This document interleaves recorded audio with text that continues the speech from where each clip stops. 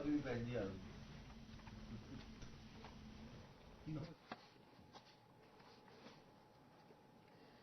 Uniform civil code UCC पर BSP की क्या प्रतिक्रिया है, उसके संबंध में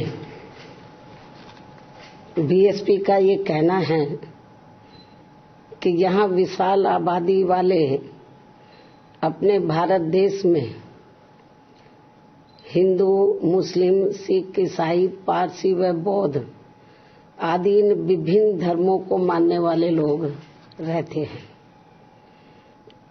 जिनके हर मामले में रहन सहन व जीवन शैली आदि के अपने अलग अलग से तौर तरीके, नियम, रस्म रिवाजें हैं, जिसे नजरअंदाज नहीं किया जा सकता है। लेकिन वहीं दूसरी तरफ ये बात भी काफी हद तक सोचने वाली है कि यदि यहाँ सभी धर्मों के मानने वाले लोगों पर हर मामले में एक समान कानून लागू होता है तो उससे देश कमजोर नहीं बल्कि मजबूत ही होगा। साथ ही लोगों में आपसी सांप्रदायिक सद्भाव व भाईचारा आदि भी पैदा होगा। ये बात भी कई हद तक सही है, जिसे खास ध्यान में रखकर ही भारतीय संविधान की धारा 44 में समान सिविल संहिता यानी कि यूनिफॉर्म सिविल कोड यूसीसी को बनाने पर प्रयास वर्णित है, उसका जिक्र किया गया है। लेकिन इसे जबरन थोपने का प्रावधान बाबा साहब डॉक्टर भीमराव अंबेडकर के संविधान में निहित नहीं है और इसके लिए जागरूकता व आम सहमति को श्रेष्ठ माना गया है, जिस पर अमल न करके अब इसकी आड़ में संकीर्ण स्वार्थ की राजनीति करना देश हित में सही नहीं है, जो इस समय की जा रही है। क्योंकि संविधान की धारा 44 में तो समान सिविल संहिता बनाने का प्रयास तो वर्णित है, लेकिन इसे थोपने का नहीं। इसलिए इन सब बातों को खास ध्यान में रखकर ही तब फिर बीजेपी को देश में यूसीसी को लागू करने के लिए कोई कदम उठाना चाहिए था।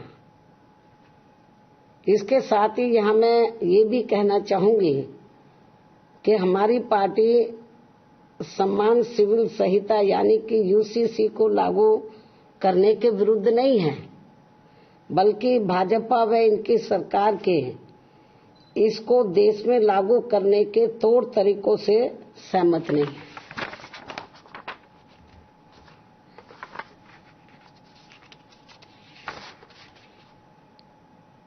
जिसमें सर्वधर्म हिताय व सर्वधर्म सुखाय की नहीं, बल्कि इसकी आड़ में इनकी संकीर्ण स्वार्थ की राजनीति ज्यादा देखने को मिल रही है, जो उचित नहीं है।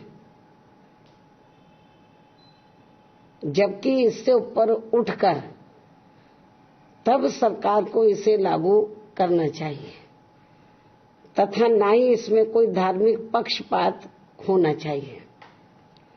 और यदि भाजपा सरकार ऐसा कुछ करती है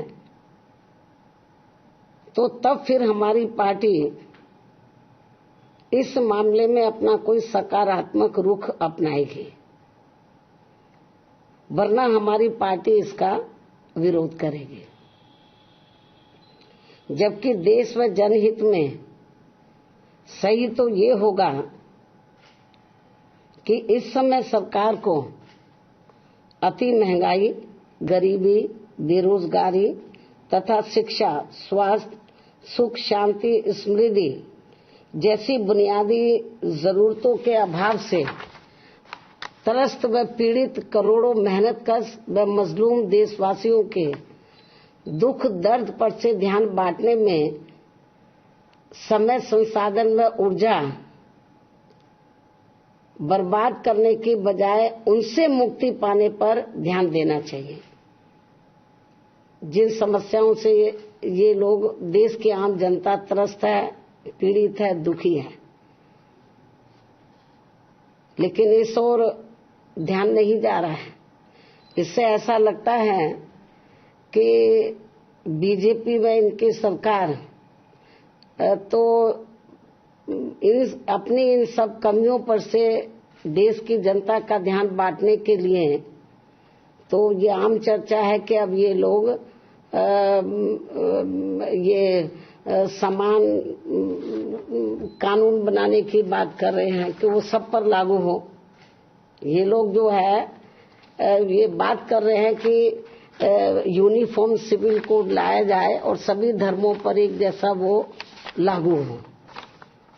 तो इससे कुछ ये भी आम चर्चा है लोगों में कि जो इस समय जो प्रमुख समस्याएं हैं जिनका मैंने जिक्र किया है, तो उसकी तरफ सरकार का ध्यान नहीं जा रहा है।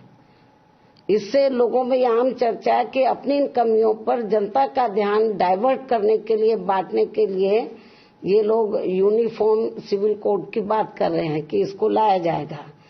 तो लेकिन मैंने बताया कि हमको इसके खिलाफ नहीं है, लेकिन इस बात को भी ध्यान में रखकर चलना चाहिए कि अपने देश में विभिन्न धर्मों को मानने वाले लोग रहते हैं, उनके अपने रस्म रिवाज है, उनकी अपनी कार्यशैली है, जन्म से लेकर मृत्यु तक उनके अपने अलग से तौर तरीके हैं। तो जब ये कानून बनाए, इन सब चीजों को भी इनको ध्यान में रखकर चलना चाहिए। तो ये भी मेरा इनको ये कहना है, बीजेपी को, इनकी केंद्र की सरकार को। इस खास सलाह के साथ ही अब मैं अपनी बात यहीं समाप्त करती हूँ। धन्यवाद। जय भीम व जय भारत।